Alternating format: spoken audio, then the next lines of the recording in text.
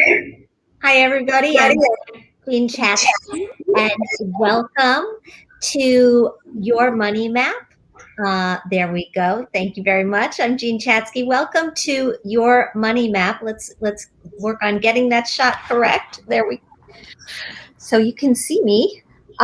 Sponsored by the Alliance for Lifetime Income. I am very excited to have all of you with me today. Why don't we just take this to a full screen and get rid of the graphics, Molly? That would be great. There you go. It's nice to be with all of you today. Sorry about the technical difficulties.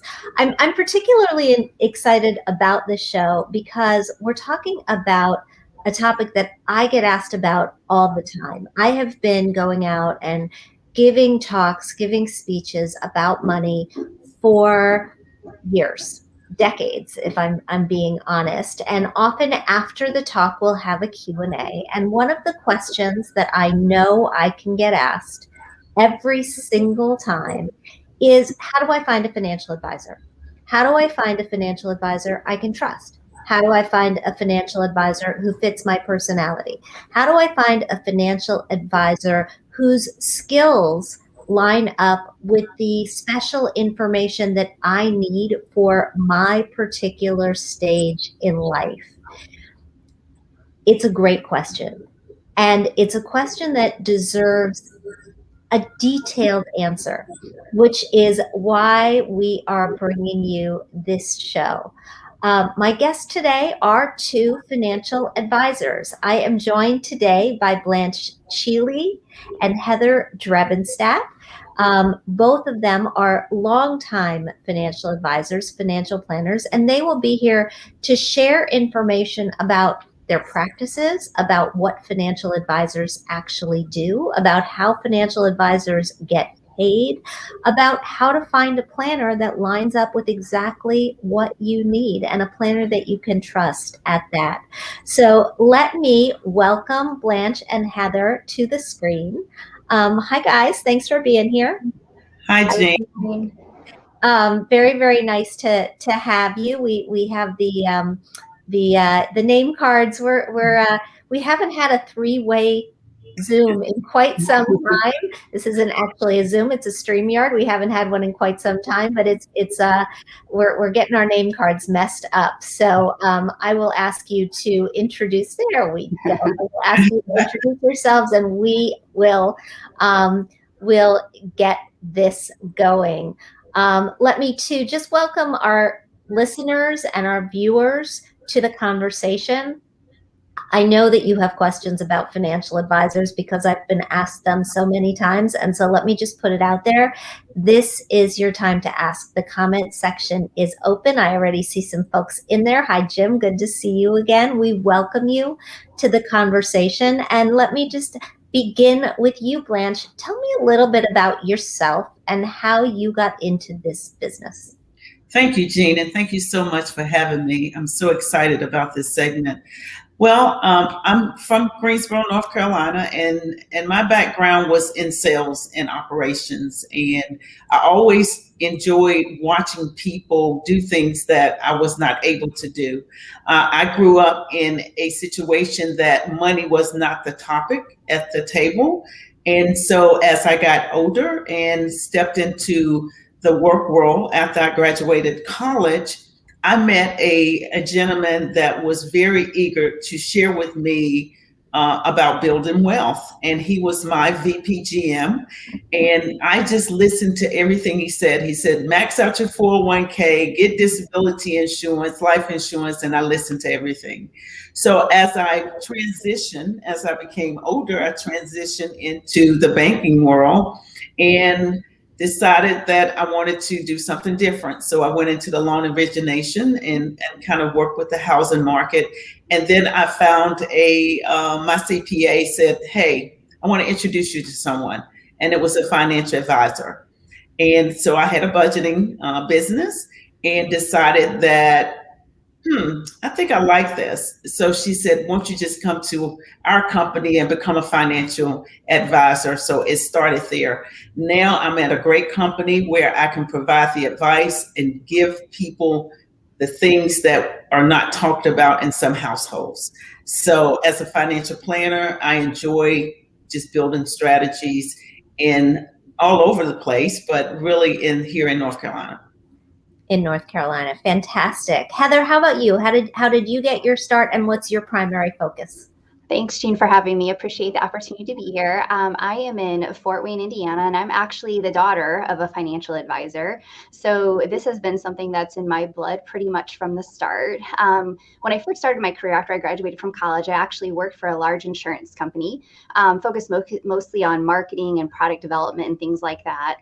And while I was away in Columbus working for the insurance company, my dad's business was continuing to grow to the point where eventually they were going to need another financial advisor, and thought, hey, you've been on the other side of the table. What would you think about coming and actually being an advisor? Thankfully, my husband was open to the idea, and we moved back home to Fort Wayne, and the rest is kind of history. So we work mostly with individuals who are, preparing for retirement. Sometimes they're 10 years out, sometimes they're 5, sometimes they're in retirement. But we meet them where they're at, and we come up with solutions that kind of fit their needs for each stage of life and kind of walk through it with them. That's fantastic. All right. I promised people the basics, and so I really want to dig into the basics, starting with this question. What does a financial advisor do? And Heather, let me start with you. I think, at our most basic level, we match solutions for people that have financial and retirement related goals. So when someone comes to our office, we start at the very beginning. What do you dream about when you think about retirement or that last chapter, where you're not in the day-to-day grind? And it's not always that they're, looking to quit 100%. Sometimes we go through a transition, or they're just looking to do something different at some point. And so while they say they might not want to work forever, what they really mean is at some point they just want some flexibility back in their lives. And so we're seeing more and more of, this transitional part of life. And so when we meet with them initially, we're going to sit down and ask them a bunch of questions. It probably feels a little bit like an interview, but we're trying to get to know them, where they're at currently, where they want to be eventually. And then eventually we'll provide a plan with our thoughts on how we might be able to get there. And it includes things, of course, like their 401k, their bank savings and things like that. But then it also includes things like tax planning, estate planning. We want to make sure that they have all the basics in place, so that once we do have the financial plan in place, we're supporting it with other products and solutions that will kind of, again, meet them. So we make the plan, and then life happens and it does evolve. And so it's kind of this continuous process. We like to see our clients at least once a year to touch base, to make sure, what's changing, how are things going, do you feel comfortable? And then of course we check in with the investments as well. I'm sure that during a year like this one, you are called on to do double duty. Blanche, how has the work that you do changed through COVID? Thank you, Jean. Well, it's busy. It's very busy, because I think what this pandemic has done during this environment is it's woke up people to say, I need to look at my finances before, we glide along, we work, we're busy. And sometimes we just don't take that time to look at us. So during the pandemic, I've been very busy with introductions from referrals and just saying, hey, I just need to know where I am. Mm-hmm. So, Heather mentioned a lot of important steps that you take as a financial advisor, but really it's getting to know that person, making it comfortable that they can come in and talk to you about their situation where they are, and not looking at financial advisor or financial planner as I'm not worthy of coming in, but just saying, hey, what are your goals? What do you want? What do you want in retirement? What does retirement look like for you?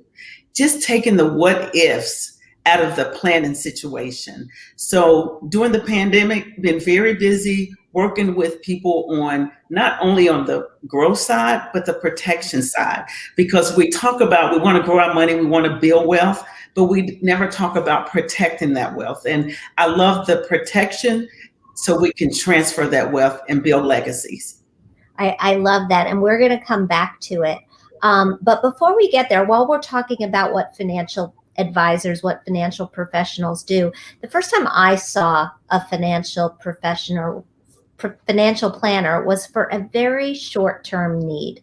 My husband and I were trying to buy our first house, and we were trying to figure out how much money we could actually afford to spend. And we sat down with a financial advisor to just answer that one question. And then we didn't see this professional again for years. And as I've gotten closer to retirement, as I started building wealth, I hired a financial planner and meet with them several times a year and have that more traditional relationship. But I'm wondering, Blanche, if you can address that. How do you know if you need a financial professional, and what if your need is a little more short term? Great question, Jean. I tell people I'm three people. I'm a financial professional. I can manage your money as an investment advisor, and I can do a comprehensive plan as a financial planner. So I'm going to meet you where you are. So that first meeting is going to really define what that relationship is. And that relationship may not be financial planning.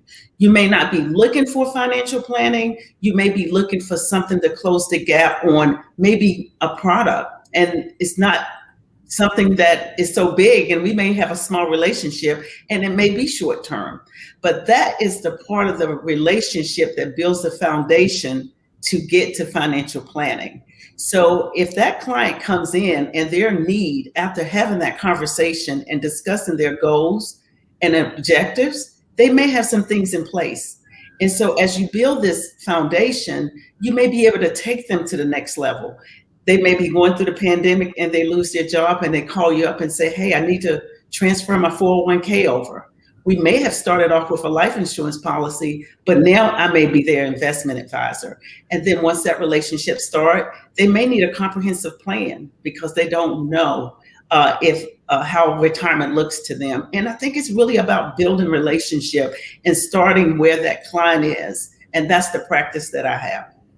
Heather, I see you nodding. Would you like to chime in? Yeah, I think one of the misnomers about financial planners is that if you don't have, $500,000, that we won't talk to you, and that's not universally true. Not everyone comes to us day one ready to, engage us as an investment advisor on a big portfolio. We do on a regular basis meet with younger clients or people who consider themselves not worthy of, being ready to talk to an advisor. And that's just not the case. And if you've had a bad experience where you've tried to engage a financial advisor and the first question out of, someone's mouth was, well, how much do you have in investable assets? I would urge you to move on and keep looking. If in my opinion, if we're doing the right thing as a financial advisor, we're helping everyone who needs help. We know when we're being abused. Every now and then there's that person who keeps calling for ideas, but never kind of comes back when there is something maybe that we would be able to help with. And so we're pretty quick after a bunch of years in the business to recognize when maybe there's a misfit as far as that goes. But I would really encourage people, we get questions all day long, and I'm sure, Blanche, you do too, of, should I finance the car or should I pay cash? Should we, refinance the house? So all of those types of questions, we tell everyone, listen, anything that relates to your financial well-being, you should feel free to reach out and use us as a sounding board. And sometimes we're the one that breaks the tie, right? There might be a wife and a husband who are coming at things from a different angle, and they just need to come and talk it out. And together we'll come up with, the best solution. So don't feel like you have to have a large amount of money to talk to a financial advisor. We've got some questions coming in, so I want to make sure that we take them. Colleen would like to know, can you explain the difference between a planner and an advisor? Are they synonymous?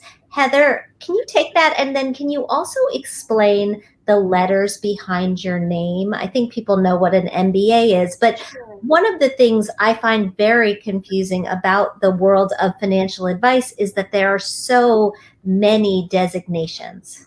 That is true. And that is wholly our fault as an industry. We do tend to intermingle words like planner and advisor.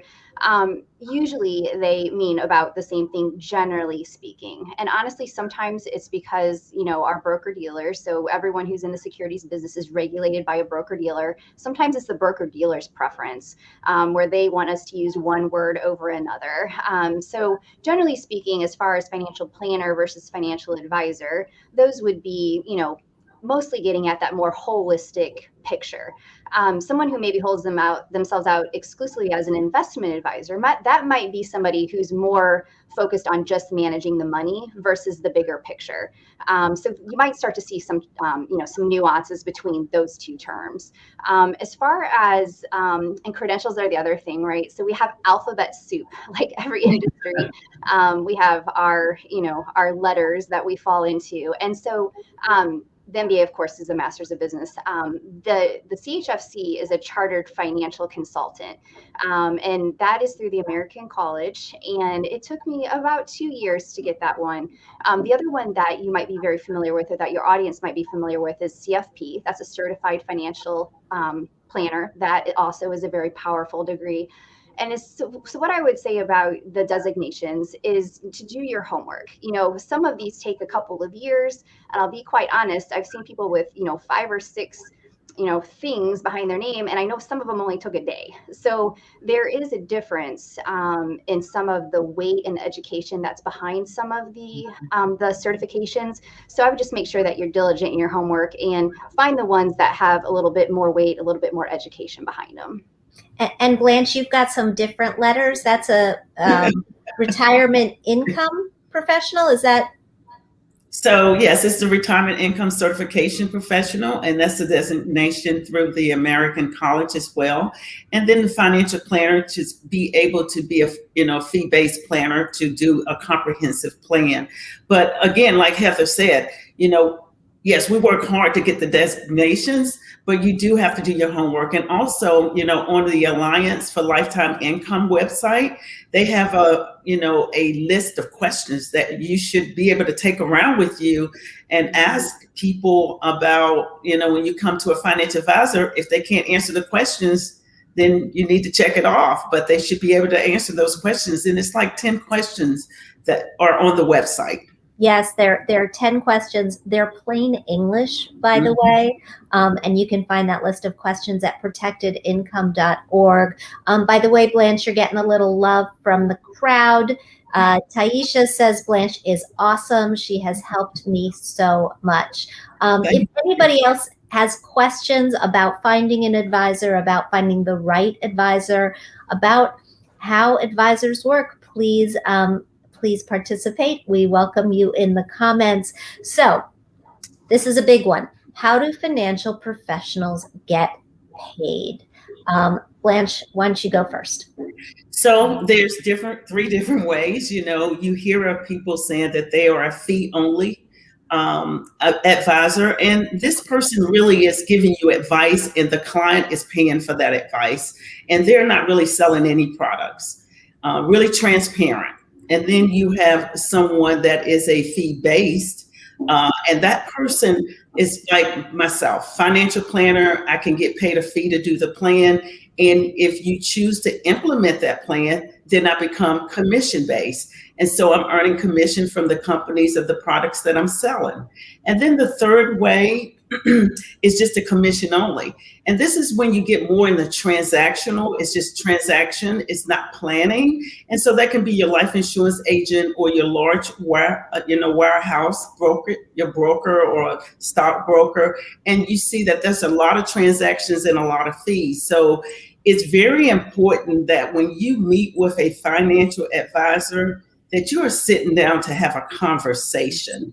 And if products and services are coming up at the beginning of the conversation, then I tell people that's just being sold products. I need to know who you are and what you're trying to achieve and what's important to you in order to even start what that relationship is going to be like. Heather's nodding, and that's my litmus test, by the way, for a good financial advisor, a good financial planner. I want to know who's doing the talking in that very first meeting, because if the planner is doing most of the talking, then they're not listening. And I need somebody who's going to listen to me describe what I want from my life and what I want in terms of meeting my short and my long-term goals. Heather, anything to add on the fee structure? Yeah, I would agree. We all approach this in a different way, and most of us have found a way that we're comfortable with and that works really well for our business. But I would just reiterate, if it's not coming up in the first meeting, it should be. As far as there should never be any surprises. So the first thing I tell people when they get to my office is, first of all, you're not on the meter. Okay, you're not going to get a bill from me for having this conversation. So just to kind of put them at ease, so they know right away that they don't need to feel rushed. We can stay and chat as long as you like. I'm not going to charge you by the hour. So that we kind of alleviate that pressure right away. And then eventually, usually by the end of the first conversation, the last part of it, we'll start to talk about, well, how would we get paid? Well, how we get paid is to manage money.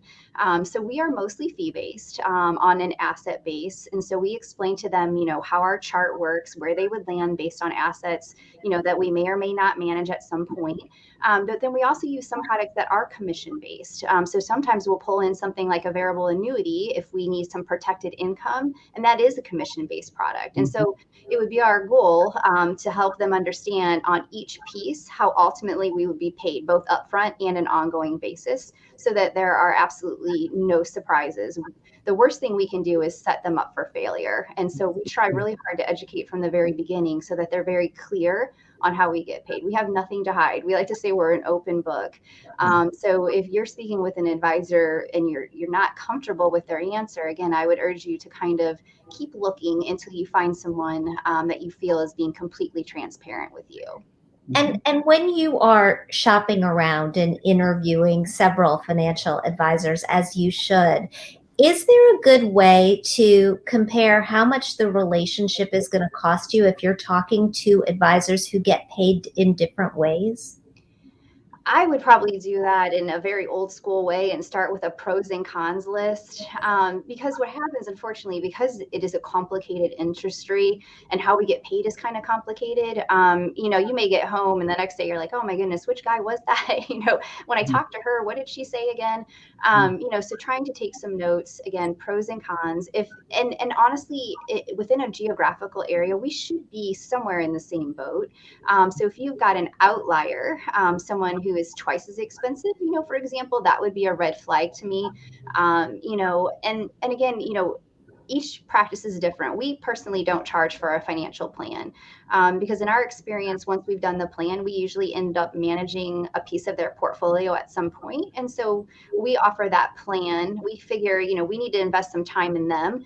And if I invest some time and I give them some good advice that they're able to go implement, even if I don't end up, quote, managing their money or making something off of them in the short term or even the long term, that's okay, because I still feel that, everybody needs help. And so if I can help and I don't, quote, make anything, that's the business of the beauty of being a seasoned business, is that I don't need to make something off every person today. That's not the point. The point is to help people. And so I think, when you're looking for an advisor, finding somebody who's been in the business for a while, who is seasoned and who doesn't have that sense of urgency to grab your money and go is important. How do you know that an advisor is acting in your best interest, Blanche?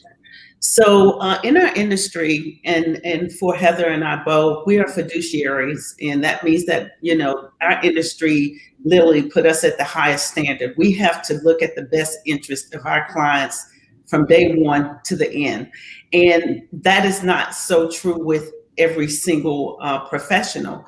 When you look at some professionals are half fiduciary responsibility, meaning that after the product is sold, there's no responsibility as far as what happens from there. But for a financial advisor, a registered investment advisor, we live to that standard of being a fiduciary. That means I tell my clients, I'm sitting on the same side of the table with you, no different than your attorney. So we have to fight this fight together. So they know that I have their best interests at heart, and they need to know that when they create this relationship with any agent.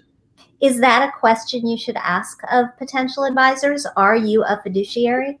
Absolutely. Absolutely. And it's one of the questions that is on the website. I mean, you want to have someone that's sitting on the same side of the table with you. Okay.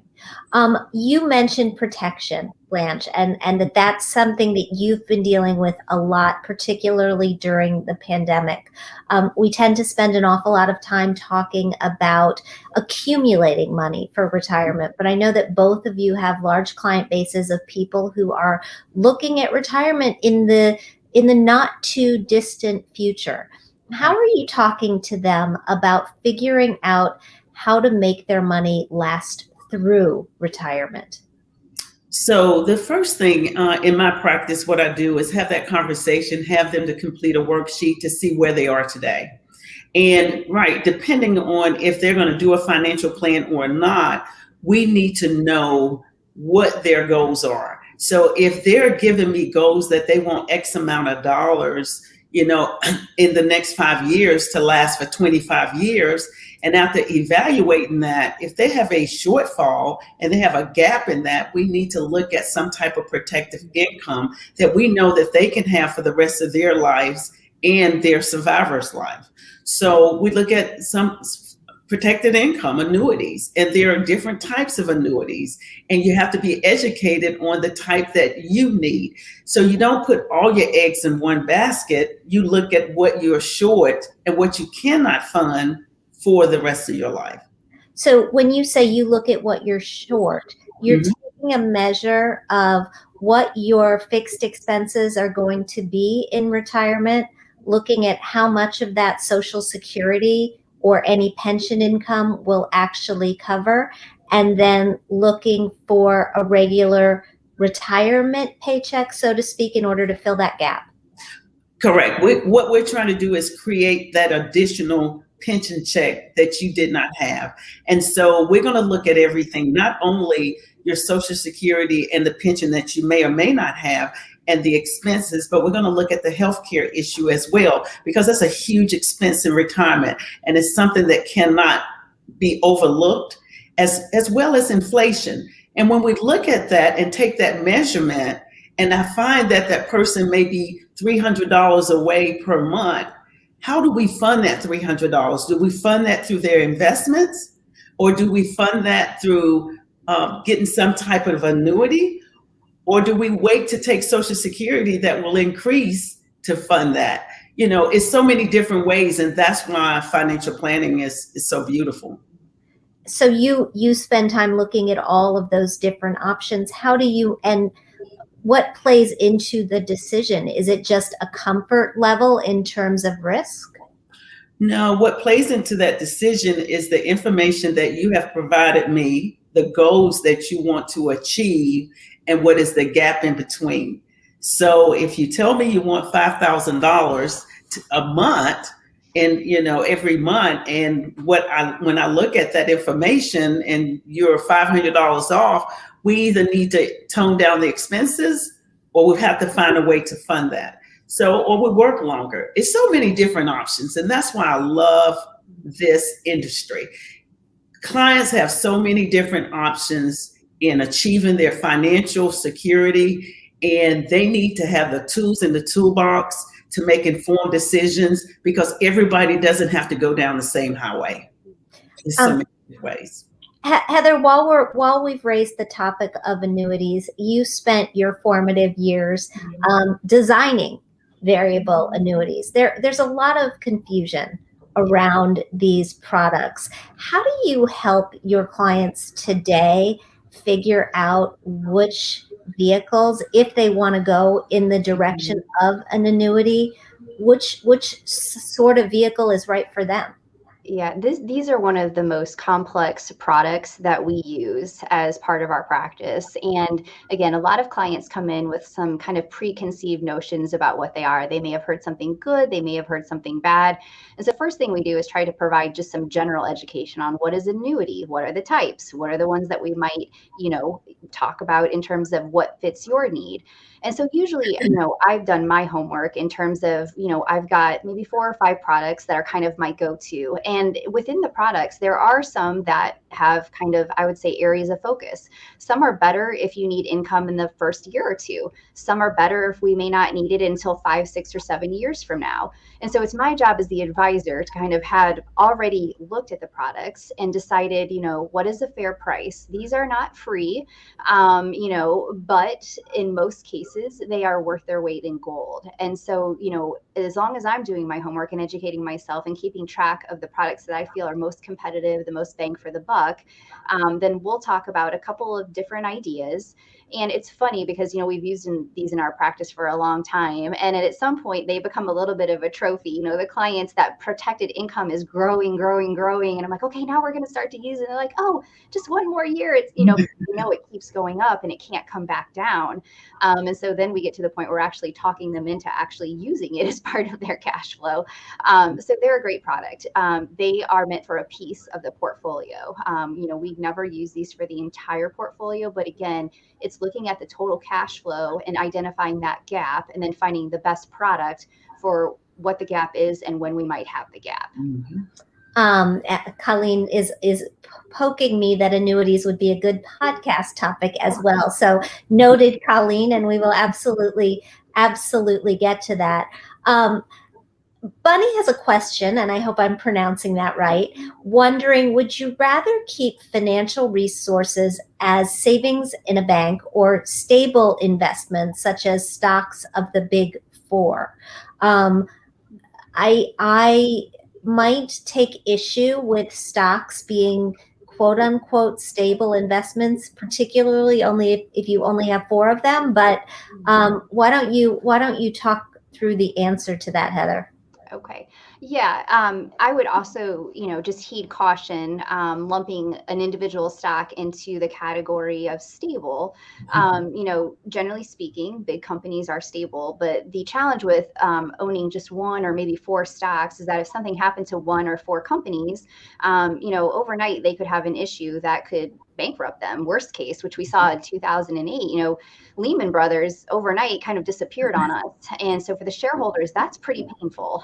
You're talking about a total loss. And so in our practice, we would tend to use more of a mutual fund based approach. So there we have a diversified group of stocks. So for example, if there's 400 stocks in that one mutual fund and 1 company or 2 companies goes bankrupt, we all lose a little bit, but we aren't completely wiped out. So if you are looking to keep money stable, generally speaking, the bank, of course, is the most stable, safe place. But long term, that's not a great solution because, like Blanche mentioned, inflation, especially what might be coming, will be a challenge to keep up your buying power. So we like to find for our retirees or our 5-10 years of retirement, a more balanced approach where they've maybe got some mutual funds, that are diversified, but then also maybe some bond funds. And then certainly cash always plays a role in the portfolio, but we've got to have something growing for the future. I think a lot of people right now, especially, are worried about the fact that the markets have run up so far, so fast. The NASDAQ passed 15,000 yesterday. It was 9,000 a year ago. It's been astonishing. But on the flip side, interest rates are extremely low. You're not getting anything much on your bonds or certainly your savings. Blanche, how are you guiding the clients that you have at this point? Great question. And I love this because we can't worry about what the market is doing because the market is going to continue to do what it has been doing for years. We have to be concerned about what our situation is. So I look at the client and say, we need 6 months of reserve, at least 6 months. Now, how do we put that 6 months in our portfolio? Well, we need to put, 2 in that safe cash spot. And then we put 2 in a very conservative fund that you have access to, but it's making a little more than your CD or your money market. And then you put 2 in a little more moderate aggressive fund. So we have that safety net there for if we ever have run into a problem, an unexpected event. I always tell my clients, let's plan for the unexpected. I didn't know it was going to be the pandemic. Sometimes it's disability. Sometimes it's the loss of a loved one, but we need to plan for the unexpected. So always have the 6-month reserve. And that's just not individual stocks. I know that since we've had this situation in our environment over the last 2 years, everybody wants to be in the stock market and everybody wants to buy Apple and Google and, Amazon. And that's great that they're participating, but we need to take care of what's first. And that is our emergency, our 6-month savings. Where do we go from there? Then we go into our long-term investing. And when we have those retirement and our safety money, then we can go have our play money. But don't take your safety money and your retirement money to play in the market. It's a lot of other things you need to worry about, like tax situations that you may not be familiar with. Well, speaking of alternative investments and risky investments, Bunny says, I feel like a lot of people are now interested in crypto, an alternative. These include owning a portion of a wine cellar or a portion of a valuable collectibles collection. It's similar to owning a part of a company as a shareholder. Heather, where are you on these sorts of alternative investments? Does crypto have a place in a retirement portfolio? Crypto is a question that we get a lot. And I will tell you, I am actually prohibited from selling it. And so that tells you how my broker dealer sees it. So we tell people, if you want to own crypto, the best place to do that is to open one of these online accounts, Schwab, Robinhood, whatever it is, and consider it play money, gambling money, because in our opinion, that's what it is. And so from my perspective personally, and certainly of the broker dealer, it really doesn't have a place in a retirement portfolio. But again, I love it when people are interested in, having a small account where, they may have conviction in a stock idea, for example. Oh, my brother works and I think it's going big. It's like, great, get your side account and not more than you're willing to lose, because if it went to zero, we can't have it impact your long-term plan. So for crypto specifically, that's tough. Now, other things that are considered alternative investments, at one point real estate was an alternative investment. There are things that have proven to be a little bit more stable over the long haul. So certainly some of those maybe could be explored. But crypto itself for us is a tough issue. So I don't know, Blanche, what your policy is at your company. We're on the same page. And okay.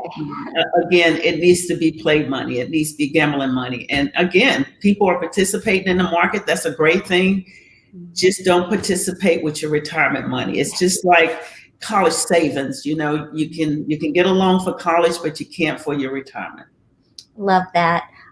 This has been a fantastic conversation, not just because you both have so much valuable information, but I really appreciate the way that you break it down, the way that you explain it in English. It's fantastic. So thank you for that. Let me just ask you, if I'm watching and I'm wondering, where do I find a financial professional? Where would you send me? So first, I would send you to the Alliance Lifetime Income, because you can go on the website. They've done great research, and you can trust that they're sending you to people that are ethical and known in their community. Your friends, sometimes that if you have a friend that's working with someone and they've had a great experience, that may be a person that you want to look at. It's, and building a relationship, get to know people before you need them. So you may not need me as a financial planner today, but if you purchase a life insurance policy or a disability policy, we're starting a relationship. It's no different than any other relationship, and you get to know me throughout that. And so when you need something different and you go to that next level, that relationship has already been built. But Alliance for Lifetime Income has a where you can find an advisor there as well. Heather, anything to add to that? Yeah, I would just add, most of our clients come to us via family and friends. Your CPA might be a person too. If your family and friends are like, hey, we have nothing, your CPA might be a good person to check with. If the person is a stranger to you, I would do a double check on FINRA's website. They have what's called broker check. Just make sure that there haven't been any issues, and probably there haven't been. But we're all held to a very high standard, and if someone has had a little bit of bad judgment, the broker check is where that would show up, what the situation was, how it was resolved. So I would double check that website as well. And I would just encourage people, if you're not comfortable when you walk in, don't go back. We deal with people all the time. We're like, oh my goodness, I was with this person for 10 years and I was never comfortable. And it's like, oh goodness, that's a long time to not be sure if your financial security and future is on the right track. So please, if you're not comfortable, keep going, keep talking to people until you find the right person, because at the end of the day, our clients become friends. And so you want to have that relationship with your person that, you can call anytime and ask any question and never feel like like you're wasting their time. So keep looking if you haven't found the right person. I think you're right about that. My financial advisor routinely kicks my butt in simultaneous games of Words with Friends. So, so I'm right there with you. Heather Drevenstadt, Blanche Cheeley, thank you so much for a terrific conversation.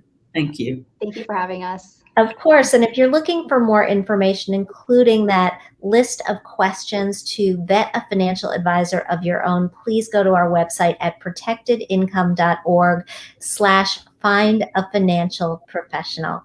Thanks so much for watching. I'll see you next time.